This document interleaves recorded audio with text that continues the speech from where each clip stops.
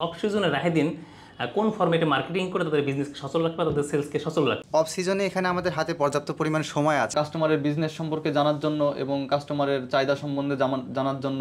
তখন অবশ্যই কন্টেন্টের দিকে আমাদেরকে ফোকাস রাখতে হবে, আর আমরা চেষ্টা করছি এরকমভাবে স্টেবল থাকার, আর এটা অবশ্যই আপনার প্রতিষ্ঠান বা আপনার বিজনেসের জন্য অনেক বেশি ইফেক্টিভ হবে। আসসালামু আলাইকুম রহমতুল্লাহ। আমরা জানি যে প্রতিটা বিজনেসের একটি অফ সিজন থাকে, আর আমাদের ক্লোথিং ইন্ডাস্ট্রির অফ সিজন হচ্ছে রোজার ঈদের পর থেকে কোরবানি ঈদ, এই মাঝামাঝি সময়টা। আর এই সময়টা আসলে অনেক, বিশেষ করে ছোটো এবং মাঝের উদ্যোক্তারা হতাশ হয়ে পড়েন, দৌড়ঝাঁপ করেন, কী করবেন বুঝে উঠতে পারেন না। তখন তারা ইউটিউবে বিভিন্ন ভিডিও দেখেন। তবে ইউটিউব বা ফেসবুকে ম্যাক্সিমাম ভিডিওগুলো হয়ে থাকে থিওরিটিক্যাল বা তথ্য নির্ভর। তখন অনেকে অ্যাপ্লাই করতে পারেন, অনেকে পারেন না, অনেকে হতাশায় নিমজ্জিত হয়ে যান। সো আজকে আপনাদের সাথে আমরা কোনো থিওরিটিক্যাল আলোচনা করবো না, আজকে প্র্যাকটিক্যাল দেখাবো যে এই অফ সিজনে রাহেদিন কোন ফরম্যাটে মার্কেটিং করে তাদের বিজনেসকে সচল রাখবে, তাদের সেলসকে সচল রাখবে। সো তাহলে রাহেদিন সেলস সেন্টারে চলুন। আচ্ছা, যাওয়ার আগে যারা এখন আমাদের চ্যানেলটি সাবস্ক্রাইব করেন, এখন চ্যানেলটি সাবস্ক্রাইব করে বেল আইকনটি বাজিয়ে রাখুন, যাতে নেক্সট টাইম আপনি আপনার প্রয়োজনীয় ভিডিওটা মিস না করেন। প্রিয় দর্শক, দেখতে পাচ্ছেন আমরা চলে এসেছি রাহেদিনের সেলস সেন্টারে। বুনিয়াদ, এখন তো মোটামুটি অফ সিজন চলে, সবার সেলস মোটামুটি খারাপ শুনতে পাচ্ছি, বাট তোমাদের রাহেদিনের সেলস আলহামদুলিল্লাহ ভালো দেখা যাচ্ছে। তো এই সময় এই অফ সিজন আসলে কোন সিক্রেটে বলো তোমরা ভালো সেলস করতে চাই, একটু কাস্টমারদের বা অডিয়েন্সদেরকে ক্লিয়ার করতে হবে বিষয়টা।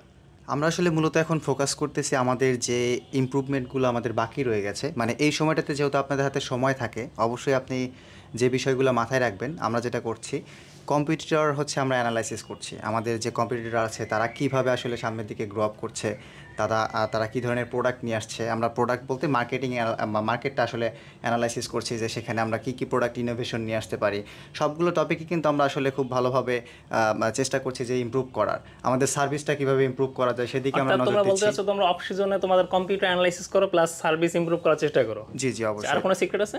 আর সিক্রেট বলতে আমরা চেষ্টা করতেছি হচ্ছে প্রোডাক্ট নতুন ইনোভেশন, এবং সেই প্রোডাক্টগুলো যেন কোয়ালিটিফুল হয় সেটা অবশ্যই আমরা নিশ্চিত করার চেষ্টা করছি। যেখানে আমাদের কনজিউমার যারা আছে, মানে আমাদের কাস্টমাররা বা আমাদের অডিয়েন্সরা যেন একটা ভালো ফিডব্যাক পায়, সেখান থেকে আমাদের রিপিটেড কাস্টমার। অফ সিজনে তুমি কোয়ালিটি ইমপ্রুভ করার চেষ্টা করছো, বাট অন সিজনে কি তুমি কোয়ালিটি ইমপ্রুভ করার চেষ্টা করো না? অবশ্যই তা করব, বাট অফ সিজনে এখানে আমাদের হাতে পর্যাপ্ত পরিমাণ সময় আছে, আমরা কিন্তু চাইলে সেখানে একটা নির্দিষ্ট একটা সময় সেখানে দিতে পারছি। মানে তুমি বলতে চাচ্ছো যে অফ সিজনে তোমার বেশি এফোর্টটা দাও প্রোডাক্ট কোয়ালিটির উপরে? জি জি। আর আরেকটা বিষয় হচ্ছে, অবশ্যই আমাদের কন্টেন্টের দিকে কিন্তু আসলে ফোকাস করতে হবে। কন্টেন্ট এমন একটা বিষয়, এখন আমরা যদি আসলে কন্টেন্টটা ঠিকঠাক মতো ইমপ্রুভ করতে না পারি, সেক্ষেত্রে কিন্তু আসলে আমরা বর্তমান মার্কেট প্লেসগুলোতে আসলে টিকে থাকতে পারবো না। আর আমরা এখন কথা বলবো আর্টিকেটসের সেলস এক্সিকিউটিভ হৃদয়ের সাথে। সো হৃদয়, তুমি বলো যে আসলে অফ সিজন আসলে কোন কোন মেথডগুলো অ্যাপ্লাই করে তোমরা ভালো সেল করতেছো, যেটা অডিয়েন্সের শেয়ার করো, যাতে তারা তাদের বিজনেস অ্যাপ্লাই করতে পারে বিষয়টা। জি স্যার, আমরা অফ সিজনে অফার বিষয় সম্পর্কিত নিয়ে কাজ করতেছি। অফারটা যে কোনো ধরনের হতে পারে, যেমন টোটাল অ্যামাউন্টের উপরে ডিসকাউন্ট হতে পারে, অথবা কাস্টমারের বিগ কোয়ান্টিটির উপরেও হতে পারে।